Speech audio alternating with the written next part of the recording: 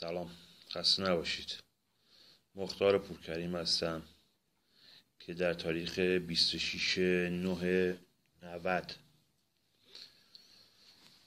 در جریانی که اتفاق افتاد واسه بچه هامون در دولت اندونزی که به ما خبر دادن که بچه هامون غرق شدن، تعداد 4 نفر از دست دادن.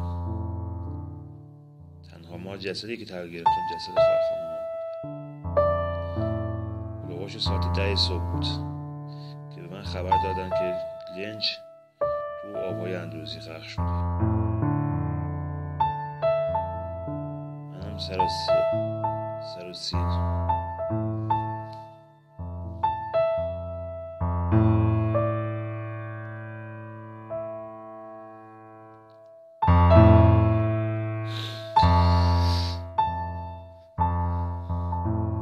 خبر دادن. همون روز من بلیط هواپیما گرفتم و به سمت اندونزی پرواز کردم. شب ساعت 4 صبح بود که در فرودگاه پرواز کردم. فردا شب من ساعت 11 شب اندونزی رسیدم جاکارتا.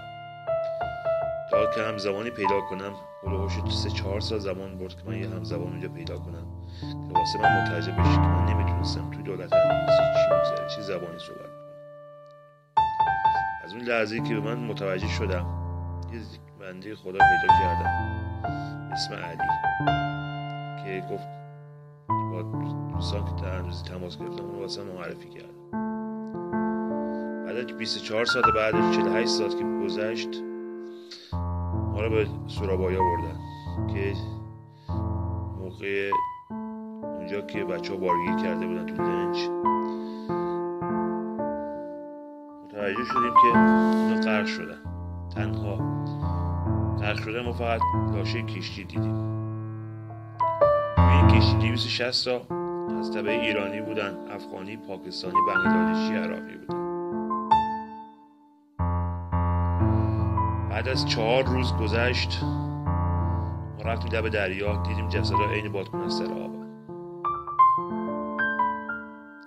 هلوهوش 107 تا جسد پیدا کردن.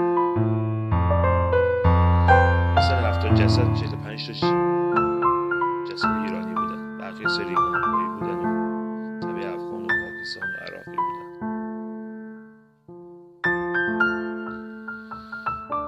من تنها جسدی که قبل گرفتم جسد خواهر خانم بود. در این اتفاقات یه معصوم بود واسه من.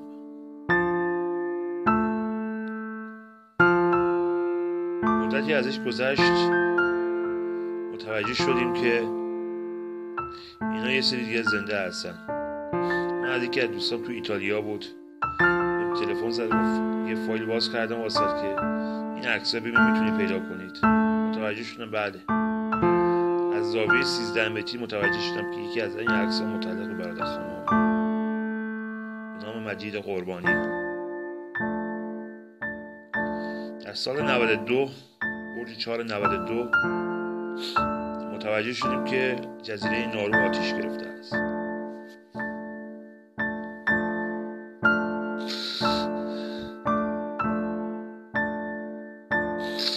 وقتی که از اخبار فهمیدم ساعت 5 بعد از ظهر بود که جزیره نارو آتش گرفته است.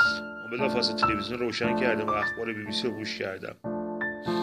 در همون هنگام عکس برادر خانم تو اخبار BBC پیدا کردم. من عکس رو انتقاض کردم به امور خارجه. بعد امور خارجه انتقاض کردم عکس رو فرستادن واسه آگاهی واسه چهره‌نگاری. بعد از چهره‌نگاری عکس اعلام کردم که بعد این عکس متعلق به خودش باشد چون سمت چپش تصویر روشن بود. بعد از مدت هلوهوش 2 ماه ازش گذشت این عکس رو ما فرستادیم دولت استرالیا تو کامبرا، دولت ایران، سفارت ایران. متوجه شدیم و این نامه از اونجا از دولت استرالیا به دست ما رسید از سفارت ایران که مجید قربانی در جزیره نارو به سر میبرد طبق اون نامه‌ای که ما فرستادیم واسه.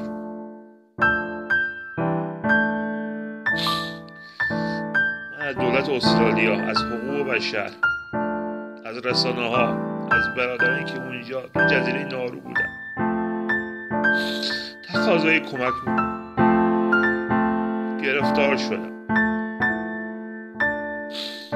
راهیش ندارم دیگه،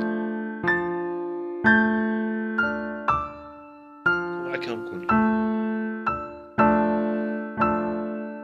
چندین بار من خودم و خانواده دست به خودکشی زدیم، ولی دیگه تحمل ندارم دیگه. به این نتیجه رسیدم که دیگه از دولت استرالیا، از حقوق بشر استرالیا، از هر جایی بگی خواهش میکنم بتونه من رو کمک کنن، دل من و خانوادم رو شاد کنن توی ایام.